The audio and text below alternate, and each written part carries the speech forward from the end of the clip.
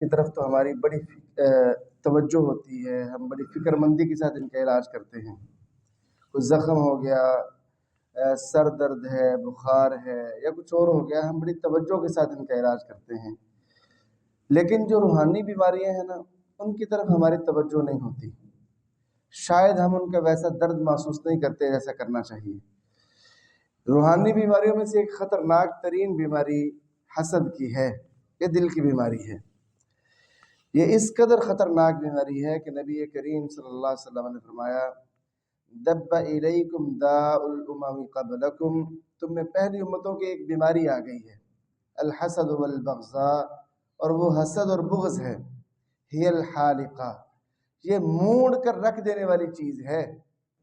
لا اقول تحلق الشعر، میں یہ نہیں کہتا کہ یہ بالوں کو موڑ دیتی ہے جیسے کینسر میں بال چلے جاتے ہیں، میں یہ نہیں کہتا کہ یہ بالوں کو موڑ دینے والی ہے، ولیکن تحلق الدین، یہ حسد دین کو موڑ دینے والی ہے۔ بندے سے جس طرح ایک حمام بندے کے سر سے بال کاٹنے والا بندے کے سر سے بالوں کو موڑ دیتا ہے نا، بالکل اس طرح یہ دین بندے سے موڑ دیتی ہے۔ یہ بیماری حسد بندے سے بالکل جدا کر دیتی ہے دین کو۔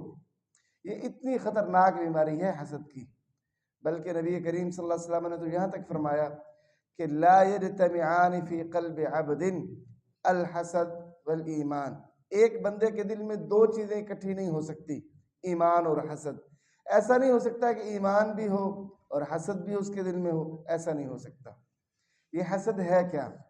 علماء نے اس کی جو جتنی بھی تعریفیں کی ہیں نا، وہ ساری تعریفیں ایک دوسرے سے ملتی جلتی ہیں، جن کا خلاصہ یہ ہے کہ کسی ایک آدمی کو اللہ نے کسی نعمت سے نوازا اور آپ کو اس کے پاس وہ نعمت اچھی نہیں لگتی، اور آپ یہ خواہش رکھتے ہیں کہ وہ نعمت اس سے چھین لی جائے، اور اگلی چیز کہ وہ مجھے مل جائے یا نہ ملے، دونوں صورتوں میں حسد ہے، لیکن اس کے پاس یہ نعمت نہیں ہونی چاہیے۔ یہ خواہش جو ہے نا، اس خواہش کو حسد کہتے ہیں۔ محترم بھائیو، یہ حسد پیدا کیوں ہوتا ہے؟ اس کے ویسے تو شریعت نے بہت سے اسباب بتائے ہیں، دو بنیادی سبب۔ حسد کا سب سے بڑا سبب یہ ہے کہ بندہ اللہ کی تقسیم پہ راضی نہیں ہوتا تو دل میں حسد پیدا ہوتا ہے۔ اب اللہ ساری نعمتیں تقسیم کرنے والا ہے، اللہ یبسط الرزق لمن یشاء من عبادہ ویقدر اللہ، اللہ ہی وہ ہے جو لوگوں کے لیے رزق کشادہ کرتا ہے اور تنگ کرتا ہے۔ اب اللہ کی تقسیم ہے کہ کسی کو ارب پتی بنا دیا اور کسی کو بالکل دن کا کھانا بھی نہیں ملتا، یہ اللہ کی تقسیم ہے۔ اب جو حسد کرنے والا ہے نا، وہ کہتا ہے یار اس کے پاس یہ نعمت کیوں ہے، حالانکہ نعمت دینے والا تو اللہ تعالیٰ ہے۔ وہ اللہ کی تقسیم پہ راضی نہیں ہوتا کہ جیسے اللہ نے مجھے جس حال میں رکھا ہے الحمدللہ، وہ کہتا ہے نہیں، میں کیوں اس حال میں ہوں، یہ نعمت تو میرا حق تھا، اللہ نے اس کو کیوں دیا۔ وہ اللہ کی تقسیم پہ راضی نہیں ہوتا۔ جب بندہ اللہ کی تقسیم پہ راضی نہیں نہ ہوتا، تب جا کے یہ حسد پیدا ہوتا ہے۔ اور جو بندہ کہتا ہے یار میں اللہ کی تقسیم پہ راضی ہوں، اللہ مجھے لاکھ دے یا کچھ بھی نہ دے، میں اپنے رب پہ راضی ہوں، اس بندے کے دل میں کبھی حسد پیدا نہیں ہوتا۔ اور دوسری چیز، یہ جو دنیا ہے نا، یہ دنیا ایک بہت بڑا سبب ہے حسد کے پیدا ہونے کی۔ یہ دنیا میں جو مقابلہ بازی ہے، نبی کریم صلی اللہ علیہ وسلم نے نا ایک دفعہ صحابہ سے پوچھا، اے میرے صحابہ بتاؤ، جب فارس اور روم کے تمہارے اوپر خزانے کھول دیے جائیں گے تو تمہارا کیا رویہ ہوگا؟ کہا جیسے ہمیں اللہ اور اس کا رسول حکم دے گا ہم ویسے کریں گے۔ فرمایا نہیں، تمہارا اس کے علاوہ کچھ اور رویہ ہوگا، تتحاسدون، تم ایک دوسرے سے حسد کرنے لگو گے، ثم تتباغضون، تم ایک دوسرے سے پھر بغض کرنے لگو گے، ثم تتدابرون، پھر تم ایک دوسرے سے رشتہ داری توڑ لو گے، قطع تعلقی کر لو گے۔ فرمایا تمہاری یہ کیفیتیں ہوں گی، ثم تتنافسون، پھر تم دنیا حاصل کرنے میں ایک دوسرے کا مقابلہ کرنے لگ جاؤ گے، دنیا حاصل کرنے میں ایک دوسرے کا مقابلہ کرنے لگو گے، پھر حسد کرو گے، پھر بغض کرو گے، پھر رشتے ناتے توڑ لو گے تم لوگ۔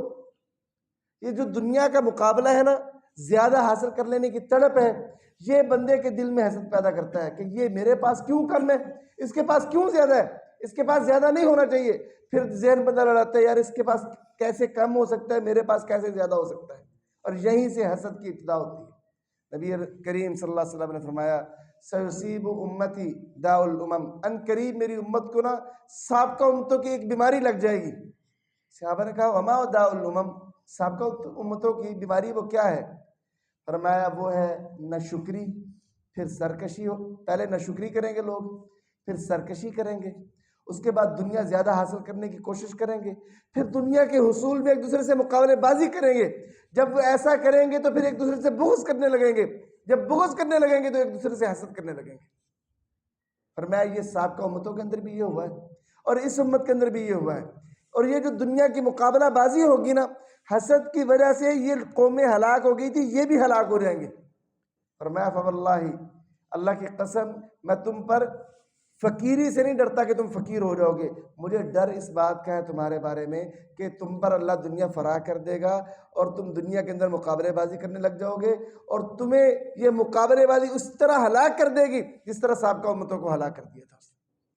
تو یہ حسد کی ایک بنیادی وجہ یہ ہے کہ بندہ اللہ کی تقسیم پہ راضی نہ ہو۔ دوسری بنیادی وجہ ہے کہ بندہ دنیا کی مال کی دوڑ میں لگ جائے، ایک دوسرے سے آگے نکلنے کی کوشش میں لگ جائے۔ حالانکہ ایک مسلمان دنیا ضرورت کے تحت حاصل کرتا ہے، اور جو مقابلے بازی ہے وہ دین کے معاملات میں کرتا ہے اور نیکی کے معاملات میں کرتا ہے۔ ہمارے ہاں کیا ہے کہ دنیا کے معاملے میں ہم مقابلے بازی کرتے ہیں کہ میرے پاس مال زیادہ ہونا چاہیے، اس کے پاس کیوں زیادہ ہے، اس کے پاس کم ہونا چاہیے۔ حالانکہ مال کا معاملہ مکمل طور پر اللہ تعالیٰ نے اپنے ہاتھ میں رکھا ہے، بندوں کے اختیار میں دیا ہی نہیں ہے کہ اس کو اتنا مال ملنا ہے، اس کو اتنا مال ملنا ہے، یہ اللہ نے طے کر دیا ہے۔ جبکہ دین کا معاملہ یہ ہے کہ بندے کو اللہ نے اختیار دیا ہے کہ نیکی زیادہ کمانا چاہے تو کما سکتا ہے۔ مقابلے بازی بنتی ہے نیکی کے معاملے میں، لیکن ہم جب دنیا کے معاملے میں مقابلے بازی کرتے ہیں تو اس وقت حسد پیدا ہوتا ہے۔ حسد جو ہے نا، یہ اتنی بڑی بیماری ہے کہ یہ آگے بڑے بڑے گناہوں کا پیش خیمہ ثابت ہوتی ہے۔ آپ کے علم میں ہونا چاہیے کہ جو یہودی تھے نا، نبی کریم کی بعثت سے چند سال پہلے تک یہ مدینے کے ان لوگوں کو جو انصار کہلاتے ہیں بعد میں، خزرج اور اوس کو دھمکیاں لگاتے تھے کہ ایک نبی آنے والا ہے، ہم اس نبی کے ساتھ مل کر تمہارے خلاف جنگ کریں گے اور تم پر فتح پائیں گے۔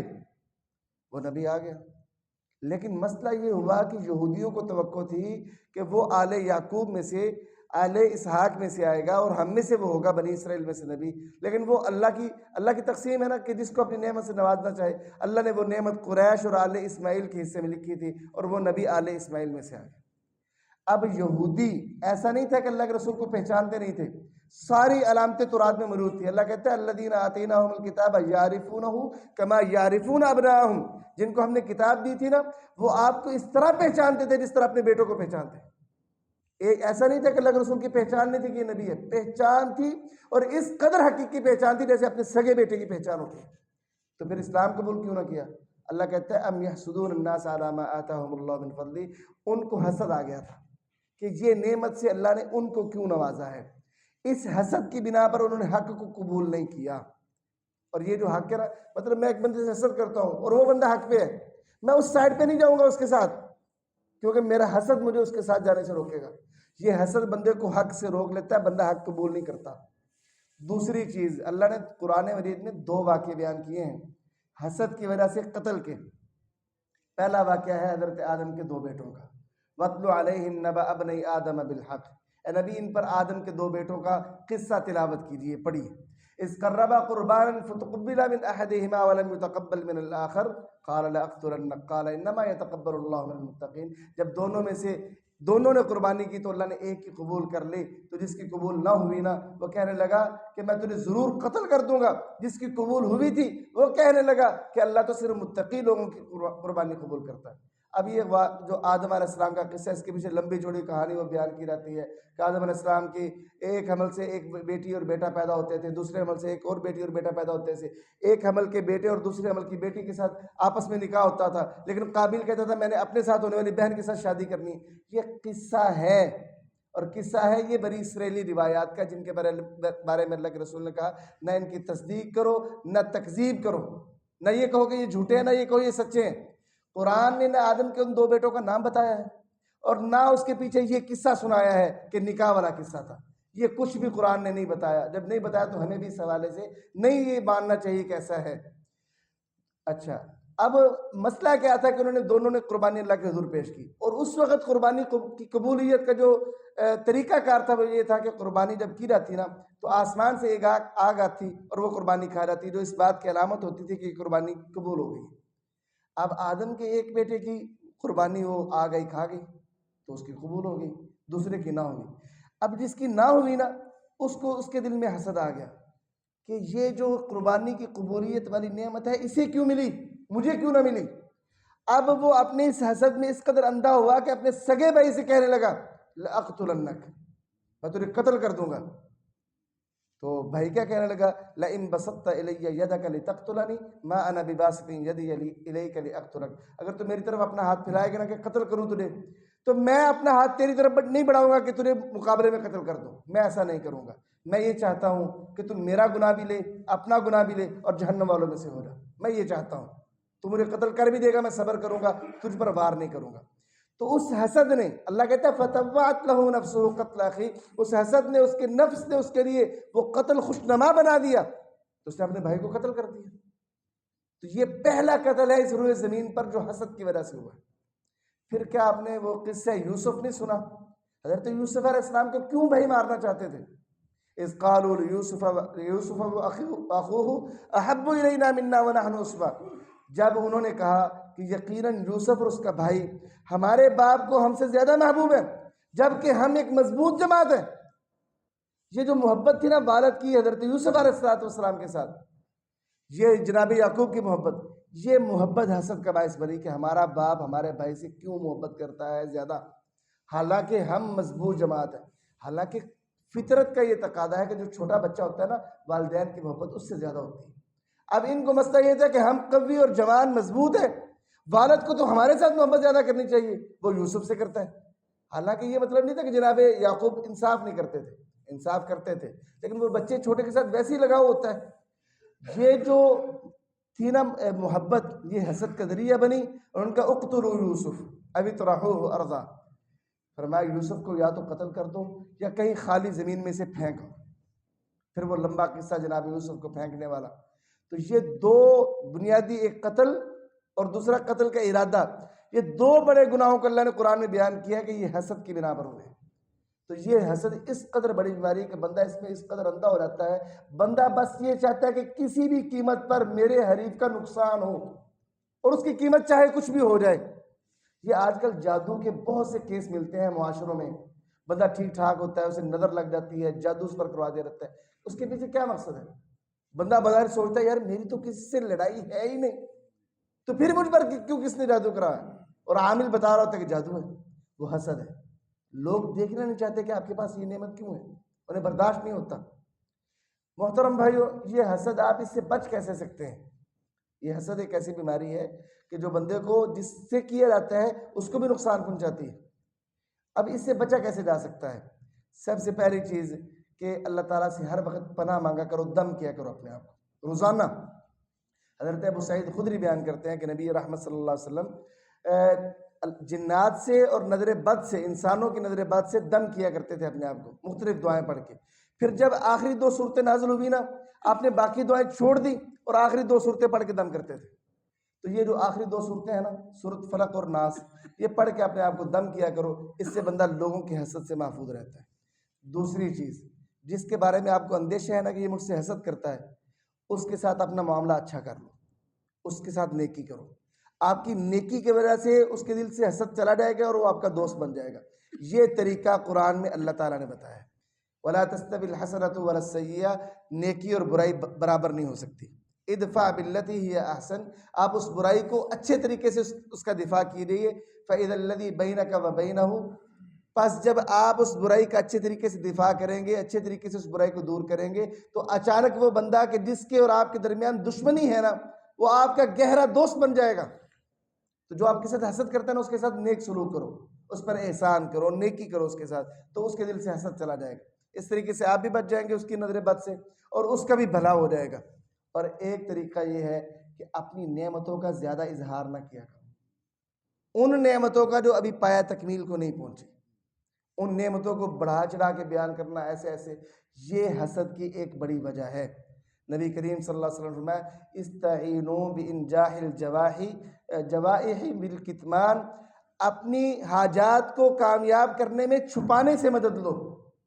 تم چاہتے ہو نا کہ میرا یہ مقصد کامیاب ہو جاؤ میں اس میں، تو چھپا کر اس مقصد میں کامیاب ہو جاؤ۔ فَإِنَّ كُلَّ ذِي نِعْمَةٍ مَحْسُودٌ، کیونکہ ہر نعمت والے سے حسد کیا جاتا ہے، ہر نعمت والے سے حسد کیا رہتا ہے، اس لیے تم اپنی حاجات میں کامیاب ہونے کے لیے چھپانے سے مدد لو کہ اپنی نعمتوں کو چھپا لو.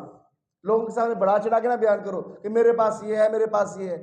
آپ تو بیان کر جاؤ گے لیکن کسی کے دل میں حسد کی چنگاری بھی چھوڑ جاؤ گے، جو آپ کے لیے بھی نقصان دہ ہے اور اس مسلمان کے لیے بھی نقصان دہ ہے.